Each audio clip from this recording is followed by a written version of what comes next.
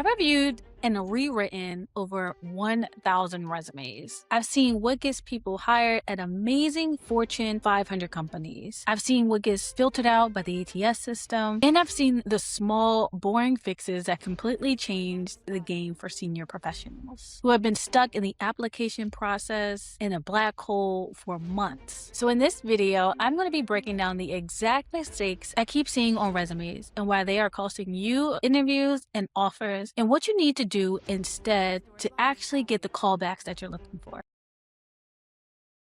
Let's start with the truth that no one is telling you. Your resume is not broken because you're not qualified. Your resume is broken because it's listing what you did, not what you changed. Duties are not achievements, and recruiters are not reading your job description twice. They are skimming for impact and growth. And if they don't see it in the first few seconds, they move on to someone else. Let me walk you through the 4 biggest mistakes that I see every single time. Whether mid-level or senior level, these resume mistakes are constantly costing you thousands of dollars on your offer. Mistake number 1. The ATS is filtering you out before a human ever sees you, and you have no idea is actually happening. Here's what is going wrong. The unreadable format. I'm talking about tables, columns, graphics, images, logos, fancy headlines, and those designs that have heavy duty templates that throws your resume completely off, especially via Canva. The application tracking system cannot parse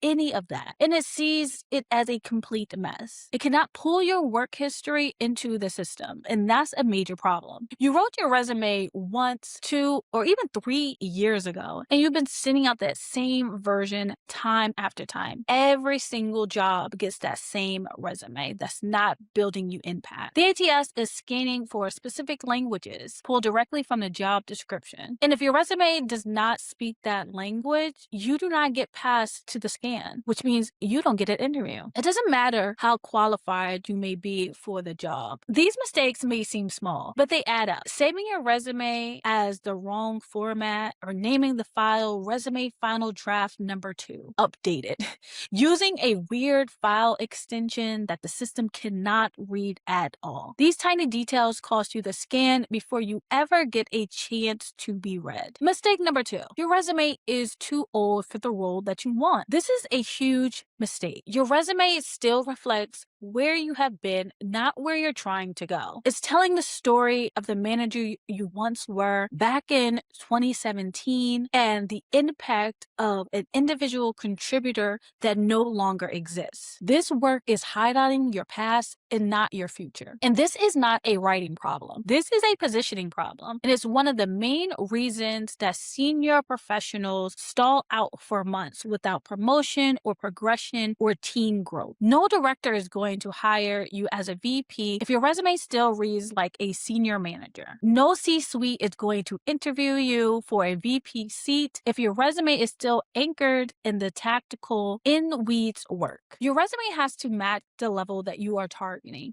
not the level that you are leaving. And mistake number 3, generic summaries that say absolutely nothing about who you are and what you do. Results-driven professional with over 10 years experience in cross-functional leadership and strategic building. Stop.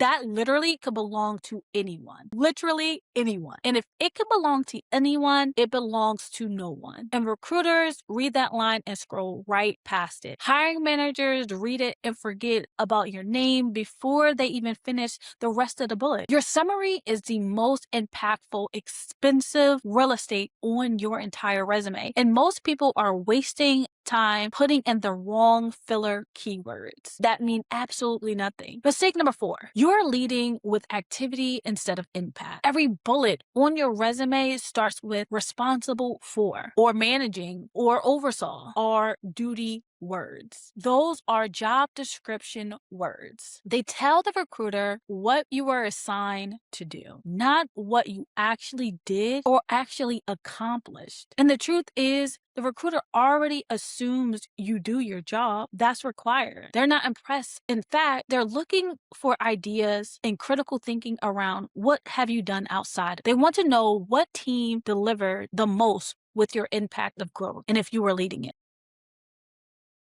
question. What to do instead? Now, let's fix this part. First, lead with impact, not with activity. Every single bullet on your resume needs to answer one question. So what?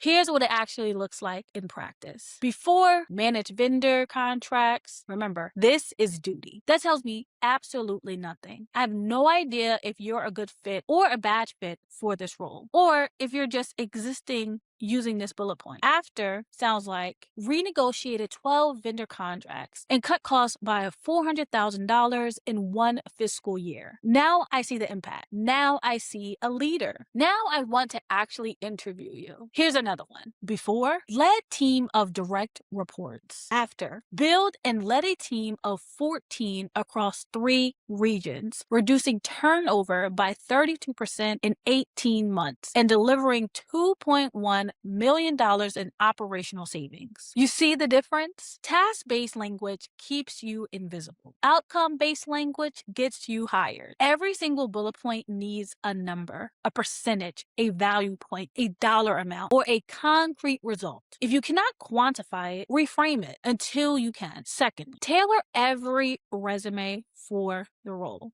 I'm not telling you to rewrite the entire thing every time you apply. I'm telling you to be strategic. Here's exactly what to swap out. Remember, the summary section, it should speak directly to the role that you are applying for. Not being generic, not being broad. Specific to that seat. 3 to 5 keywords pulled straight from the job posting. Place them naturally throughout your resume, into your bullet points, so you build a storytelling method. Not stuffed, not awkward, not forced. Just simply blended in. Your top achievement reframe to match what the specific company cares about. If they're hiring for cost reduction, highlight that. Lead with the cost savings agenda that you've done before. If they're hiring for transformation, lead with change and initiative. That's it. 20 minutes of targeted work. Massive difference in callbacks. Number 3, fix the ATS before a human ever sees it. Clean formatting wins every single time. And here's what that looks like. Simple single column layout. No tables, no text box,